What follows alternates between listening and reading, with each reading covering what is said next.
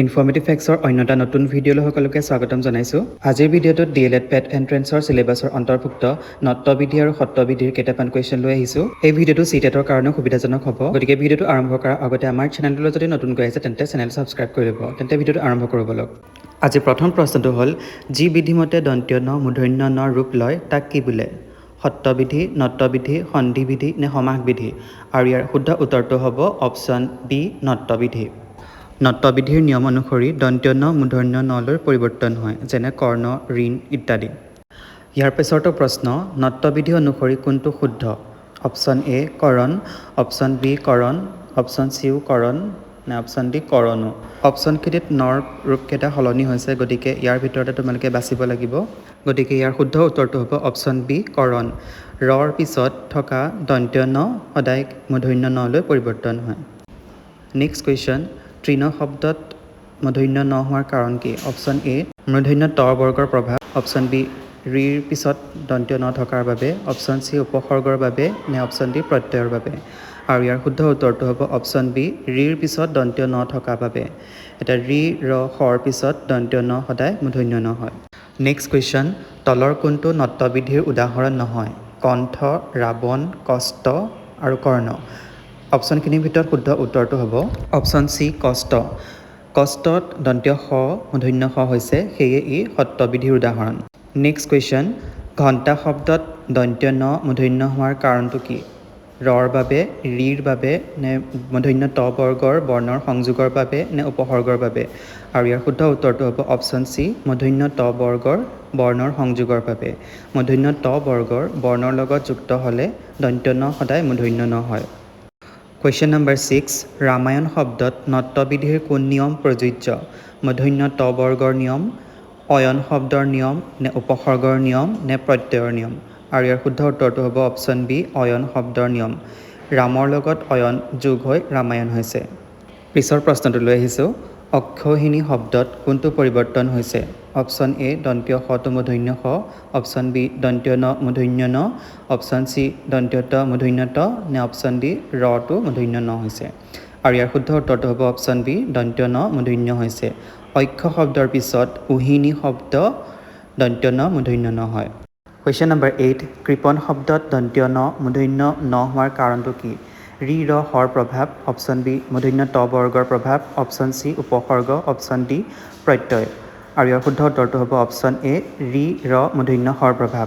ৰি ৰ মূৰ্ধন্য শৰ মাজৰ ব্যৱধান থাকিলেও দন্ত্য ন সদায় মূৰ্ধন্য ন হয়। নেক্সট কুৱেশ্যন, শূৰ্পণখা শব্দত কোন বিধি দেখা যায়? অপশ্যন এ সত্যবিধি, অপশ্যন বি নট্যবিধি, অপশ্যন চি সন্ধি নে অপশ্যন ডি কাৰক। আৰু ইয়াৰ শুদ্ধ উত্তৰটো হ'ব অপশ্যন বি নট্যবিধি। শূৰ্প শব্দৰ পিছত থকা নখ শব্দৰ দন্ত্য ন সদায় মূৰ্ধন্য ন হয়। নেক্সট কুৱেশ্যন, যি বিধিমতে দন্ত্য স মূৰ্ধন্য স হয় তাক কি বোলে? নট্যবিধি, সত্যবিধি, সন্ধি নে কাৰক। আৰু ইয়াৰ শুদ্ধ উত্তৰটো হ'ব অপশ্যন বি সত্যবিধি। সত্যবিধিত দন্ত্য স সদায় মূৰ্ধন্য স হয়, যেনে কষ্ট, দুখ। নেক্সট কুৱেশ্যন, সত্যবিধিত দন্ত্য সৰ পৰিৱৰ্তন কি হয়? দন্ত্য ন, মূৰ্ধন্য ন, মূৰ্ধন্য স নে তালব্য স। আৰু ইয়াৰ শুদ্ধ উত্তৰ হ'ব অপশ্যন চি মূৰ্ধন্য স। সত্যবিধিত দন্ত্য স সদায় মূৰ্ধন্য স হয়। কুৱেশ্যন নম্বৰ 12, নিষেধ শব্দত দন্ত্য স মূৰ্ধন্য স হোৱাৰ কাৰণ?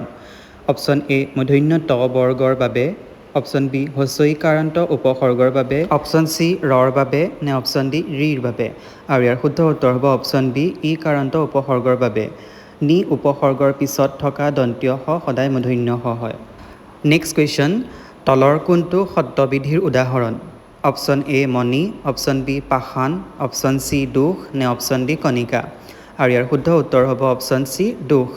দোষ শব্দত স্বাভাৱিকভাৱে মূৰ্ধন্য স ব্যৱহাৰ কৰা হয়। নেক্সট কুৱেশ্যন, যুধিষ্ঠিৰ শব্দত কোন বিধি প্ৰয়োগ হৈছে? অপশ্যন এ নট্যবিধি, অপশ্যন বি সত্যবিধি, অপশ্যন চি সন্ধি, অপশ্যন ডি সমাস। আৰু ইয়াৰ শুদ্ধ উত্তৰটো হ'ব অপশ্যন বি সত্যবিধি। যুধি যোগ স্থিৰ, এই স্থিৰ শব্দটোৰ দন্ত্য সটো সদায় মূৰ্ধন্য স হ'ব। নেক্সট কুৱেশ্যন, ভাষা শব্দত কোন বৰ্ণ মূৰ্ধন্য? অপশ্যন এ দন্ত্য ন, অপশ্যন বি মূৰ্ধন্য ন, অপশ্যন চি মূৰ্ধন্য স নে অপশ্যন ডি দন্ত্য স। আৰু ইয়াৰ শুদ্ধ উত্তৰটো হ'ব অপশ্যন চি মূৰ্ধন্য স। ভাষা শব্দত মূৰ্ধন্য স স্বাভাৱিকভাৱে ব্যৱহাৰ কৰা হৈছে। নেক্সট কুৱেশ্যন, কষ্ট শব্দত কোন বিধি দেখা যায়? নট্যবিধি, সত্ৰবিধি, সন্ধি নে সমাস? ইয়াৰ শুদ্ধ উত্তৰটো হ'ব সত্ৰবিধি। মূৰ্ধন্য ত বৰ্গৰ বৰ্ণৰ লগত যুক্ত হ'লে দন্ত্য স সদায় মূৰ্ধন্য স হয়।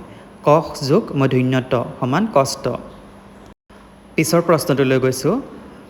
নট্যবিধি অনুসৰি কোনটো অশুদ্ধ? কণিকা, তৃণ, কৰ্ণ নে বন? আৰু ইয়াৰ শুদ্ধ উত্তৰটো হ'ব অপশ্যন ডি বন। বনত নট্যবিধি প্ৰযোজ্য নহয়। কুৱেশ্যন নম্বৰ 18, মূৰ্ধন্য ত বৰ্গৰ কোনো বৰ্ণৰ লগত যুক্ত হ'লে দন্ত্য ন কি হয়? অপশ্যন এ দন্ত্য স, অপশ্যন বি মূৰ্ধন্য স, অপশ্যন চি মূৰ্ধন্য ন নে ডি ৰ? আৰু ইয়াৰ শুদ্ধ উত্তৰটো হ'ব অপশ্যন চি মূৰ্ধন্য ন। মূৰ্ধন্য ত বৰ্গৰ বৰ্ণ মূৰ্ধন্য ত, মূৰ্ধন্য থ, মূৰ্ধন্য দ, মূৰ্ধন্য ধ, মূৰ্ধন্য নৰ লগত যুক্ত হ'লে দন্ত্য ন সদায় মূৰ্ধন্য ন হয়, যেনে ঘণ্টা, কণ্ঠ। কুৱেশ্যন নম্বৰ 19, নিষ্কাম শব্দত সত্ৰবিধি হোৱাৰ কাৰণ? অপশ্যন এ মূৰ্ধন্য ত বৰ্গৰ প্ৰভাৱ, অপশ্যন বি নি উপসৰ্গৰ প্ৰভাৱ, অপশ্যন চি ৰৰ প্ৰভাৱ নে অপশ্যন ডি ৰিৰ প্ৰভাৱ? আৰু ইয়াৰ শুদ্ধ উত্তৰটো হ'ব অপশ্যন বি নি উপসৰ্গৰ প্ৰভাৱ। নি উপসৰ্গৰ পিছত দন্ত্য স মূৰ্ধন্য স হয়। আজি শেষৰটো প্ৰশ্ন, তলৰ কোনটো যোৰ শুদ্ধ? অপশ্যন এ ৰাম যোগ অয়ন সমান ৰামশয়ন, অপশ্যন বি সু যোগ সম সমান সুষম, অপশ্যন চি কষ যোগ মূৰ্ধন্য ত কষ্ট নে অপশ্যন ডি নি যোগ খেদ সমান নিষেধ? আৰু ইয়াৰ শুদ্ধ উত্তৰটো হ'ব অপশ্যন বি সু যোগ সম সমান সুষম। সু উপসৰ্গৰ পিছত সম শব্দৰ দন্ত্য স সদায় মূৰ্ধন্য স হয়। আজিলৈ ভিডিঅ'টো ইমানেই। যদি ভিডিঅ'টো চাই ভাল পালা তেন্তে লাইক কমেণ্ট কৰিবা আৰু এই ভিডিঅ'টো নিজৰ বন্ধু বান্ধৱীৰ লগত শ্বেয়াৰ কৰিবা আৰু এনেধৰণৰ ভিডিঅ'বোৰ পাই থাকিবলৈ আমাৰ চেনেলটো ছাবস্ক্ৰাইব কৰি ল'বা। ধন্যবাদ।